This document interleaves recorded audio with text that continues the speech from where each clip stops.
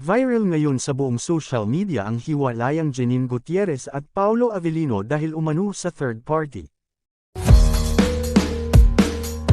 Tila may malaking dakop na hinaharap ang rumored relationship ni Paolo Avellino at Janine Gutierrez. Matapos mamataan ng netizens na naka-unfollow na si Janine sa Instagram account ni Paolo Avellino. Ilang years na unverified relationship ang dalawa ngunit niyakap na ng netizens na meron na silang relasyon dahil palagi silang nakikita sa daan na magka-holding hands at magkasama. May mga taong natuwa at may mga tao din na nalungkot dahil perfect daw si Janine at Paolo. May mga nagsasabi na may third party sa hiwalayan ng dalawa kaya't malaking problema ang kinakaharap ng aktor ngayon.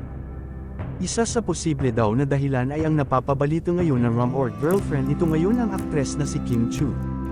Bigla na naman kasing sumulpot ang aktres matapos ang controversial na hiwalayan ng dalawa na si Janine at Paolo.